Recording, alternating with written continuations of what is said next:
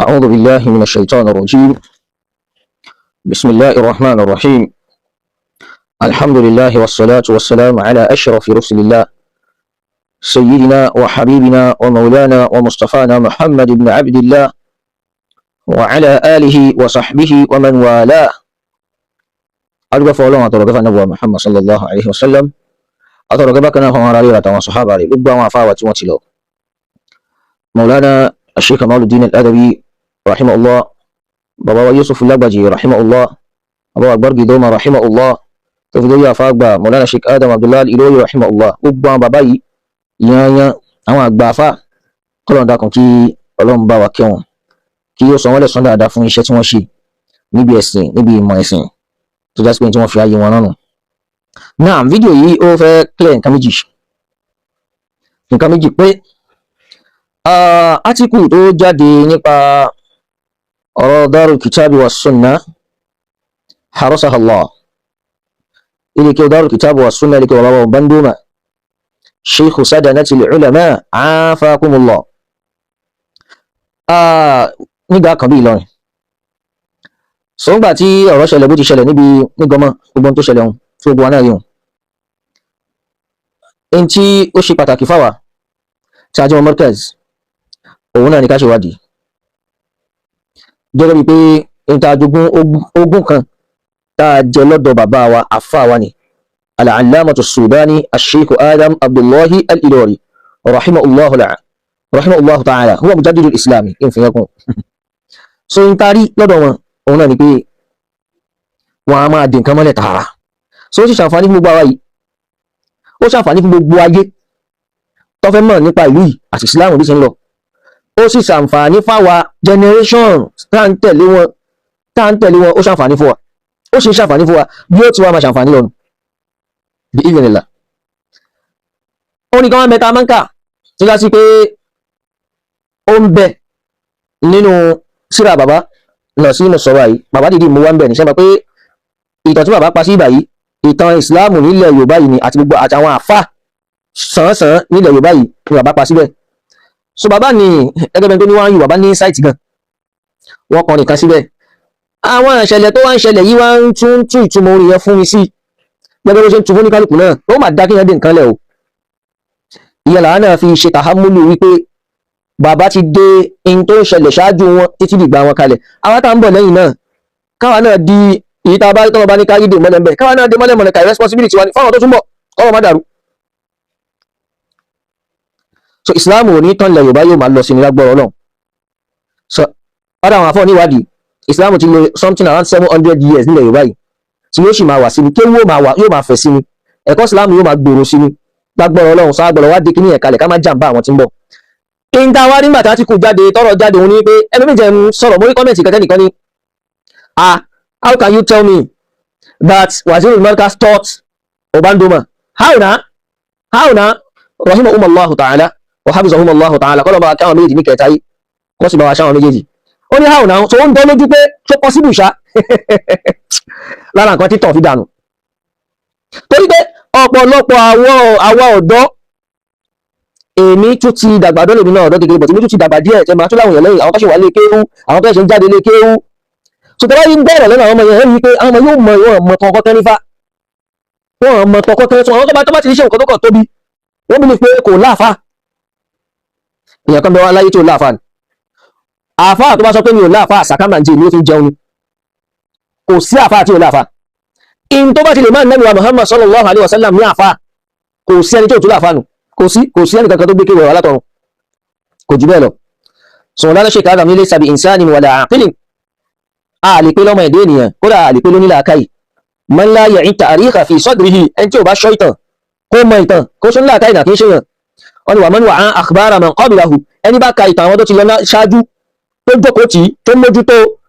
tó tún ká. Bẹ́ẹ̀ mi ṣe ti ka gbogbo ilé ìtàn gbogbo ọ̀nà sí mùsọ̀bọ́lá tó kéde lẹ̀ orí kíyà ilé mo ti falà sí pò ti kàrá tó kéde lẹ̀, so olójú ìwọ́n tó lè pa fún mi o. Àìmọye nǹkan ọdún èèyàn bẹ́ẹ̀ kí wọ́n kọ́ bá yìí nípa àdọ́fà àmàrà ní ila umrihi. So ọdún èèyàn bẹ́ẹ̀ kì í ṣọmọdé mọ́. So òní ilé mi báyìí sìn wọ́n là fàkà fún fi ṣe fáyé ó lè parọ́ fún mi lọ́nà gbọ̀rọ̀ kiri o, ọ̀rọ̀ ẹ máa já tọ́lá máa wá káàkiri ni. Ọlọ́run tó wá fi àwọn àgbàlagbà dáadáa kẹwàá tá lọ bá nǹkan báyìí báyìí ló ṣe yìí tí wọ́n ṣe ní parọ́ àwọn fikọ́t. Kí ni gbogbo eléyìí tí mo sọ yìí? Ok, alákọ̀ọ́kọ́ nìyẹn, ó da káde mọ́lẹ̀ àáfàá yín láàfáà o. Kò jọ àwa lójú wípé kì í ṣe nǹkan tó tóbi lọ́dọ̀ tàwa wípé kí àáfàá kan tóbi jọ fẹ́ gbogbo ayé rí láàfáà kó wá sọ wípé àáfàá mi ni lágbájá, kò jọ àwa lójú. So ọjọ́ tí mo lẹ́nu dé ní Markaz hafizahullahu wa ra'ahu ń ta fi mọ́ sọ kí bàbá yàtọ̀ sáwọn tó kùnù. Ọjọ́ tí wọ́n pàdé bàbá wa mufti òkè Ògùn adamallahu hayatahu tí wọ́n ní àáfàá mi ni, so ó dáwọn èèyàn lójú gan àwọn ìlú àwọn pé kì í ṣe tuntun nígbà tá à ń bẹ́nu blue bàbá máa sọ fáwọn èèyàn kan tó bá wá sóògùn ṣe pé àáfàá mi ni wọ́n jẹ́, sọ kí í ṣe tuntun. Sàkámàǹjẹ ló ń jẹ́ gbogbo àáfàá làáfàá wa, sàkámàǹjẹ ni gbàgbé ẹ̀. Ilé Yorùbá báyìí ni kò sí kàtí ń jẹ́ gbogbo àáfàá làáfàá wa. Ẹ gba gbogbo àáfàá làáfàá ni àmọ́ àáfàá tó pẹ́ tó ń bẹ tọ́jú wájú ẹ̀ báyìí tí wọ́n mú ṣọ́ọ̀kì àbí tí wọ́n mú máka tí wọ́n gba kéfà àtàwọn tó lọ ṣe lẹ́sìn lọ́dọ̀ àwọn àáfàá inú òun sì rí jáde fáyé. So nígbà tí wọ́n wá tìkùn yẹn bá tún wá jáde tó jáde lọ́jọ́ náà bí ọjọ́ méjì sẹ́yìn báyìí nísìn, mo rí kan náà àwọn ọmọ Daru Kitabu wa Sunnah wa hadha ar-rajul yani rajulun najib wa lahu harakatun ilmiyya qayyima wa haraka tayyiba al-lughawiyya haraka lughawiyya tayyiba. So ismuhu yani Yusuf Aradani. Nígbà tí wọ́n al-Markaz jáde tí wọ́n sọ sáàrì tí wọ́n rí níta Markaz fi yàtọ̀ rí o kókó fídíò yìí o illa man safiha nafsahu ní Markaz. Nígbà tọ́rọ̀ yẹn jáde ẹ mú àkọ́ ikú wá láti fi sọ pé kìíní yóò rí bẹ́ẹ̀ ni. So n tó kọ síbẹ̀ náà nínú àwọn yẹn pé if you shall want to establish your Ilekewu, be careful who you call upon to help you, make them no claim your wahala o. Like wallahi kìíní mo wo sífà tí mi ìwé káwọn sífà kan jáde lẹ́nu mi lórí ọ̀rọ̀ yìí. Wallahi bi anna hadha yani hadha shaykh rajulan uhibbuhu wa ahtarimuhu li juhudihi. Ipe ìwọ́n claim your wahala láà ọ̀rọ̀ yẹn la yaliqu bil alim. Ẹni tá a lè pè lónìí mímọ́ ọ̀rọ̀ yẹn ò bá mọ̀. So bó ṣe ṣe kó jẹ́ àmọ́ ta'assub al-madrasi ló gbé wọn tí wọ́n fi sọ̀rọ̀ nǹkan báyìí. Ọ̀padà delete tí ọ̀bọ̀ ti wà lọ́wọ́ tàwa tí mo ṣe lọ́gbìn lọ́dún Facebook lọ́jọ́ yẹn mo rí àìlè yìí ọ̀rọ̀ wà lórí ẹ̀. So wọ́n sọ àkọ́ ikú kalẹ̀ táwọn ṣe báyìí àwọn ṣe báyìí ipa báyìí làwọn kó ní tí wọ́n rí sọ ní pé we want to claim your wahala la wallahi kalamu saqit wallah. So àwọn Markaz máa ń dí ìtọ̀rọ̀ bó bá ṣe wà ní. Èmi gan nígbà tí mo ń ṣe bá sọ orí átíkù yẹn tí mo tún wá ń rí àwọn àlékún lọ́yọ̀ mọ́ káwọn mọ́dé mi kí bí ọba máa dètàn mọ́lá wọn yóò dàtàn rú. Kò sí nǹkan tẹ́ ẹ fẹ́ sọ lórí Darul Kitabi wa Sunnah. Bẹ́ẹ̀ ni gbogbo ọjọ́ taláyé ti dáyé òun nìyẹn ti máa ń pè èèyàn kọ́ wá ràn yàn lọ́wọ́ bí a part 2 omi fẹ́kẹ́lẹ́ ìgbòjù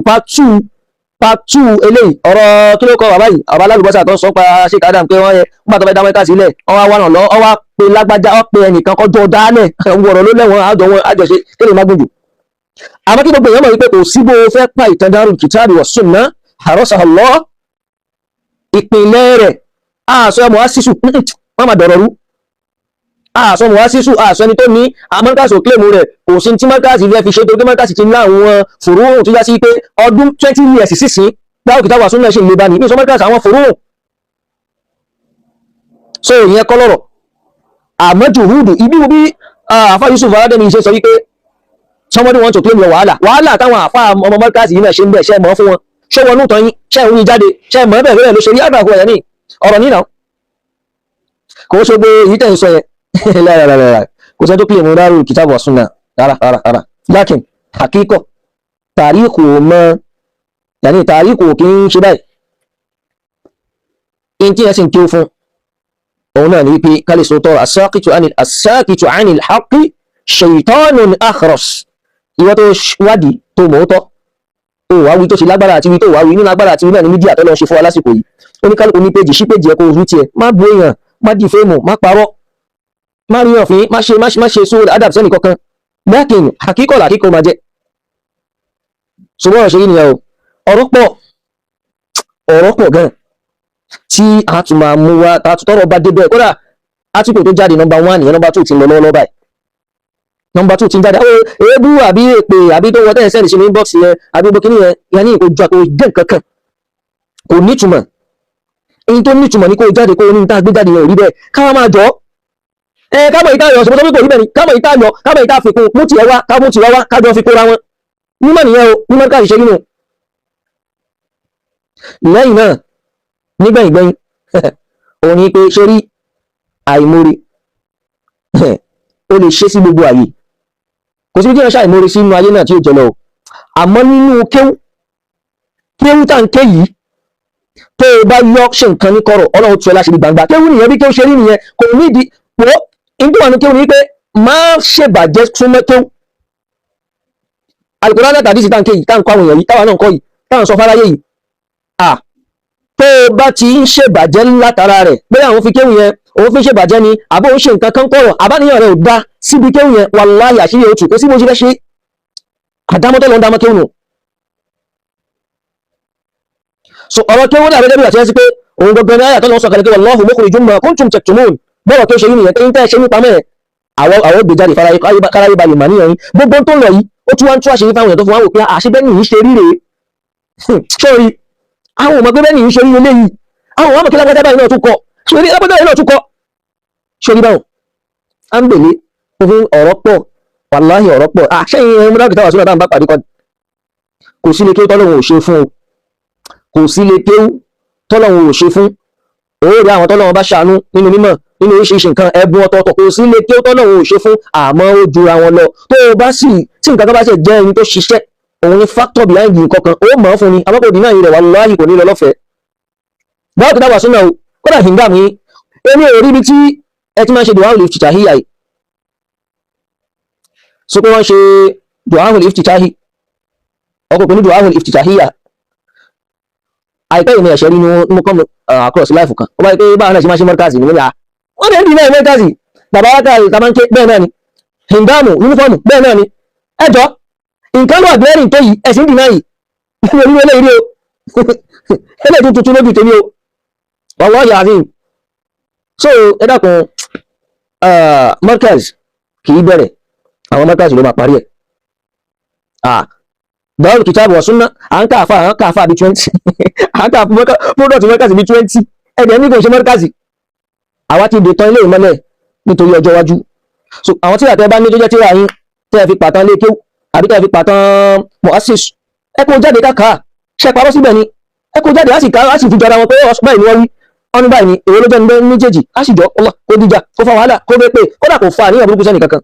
Assalamu alaikum wa rahmatullahi wa barakatuh.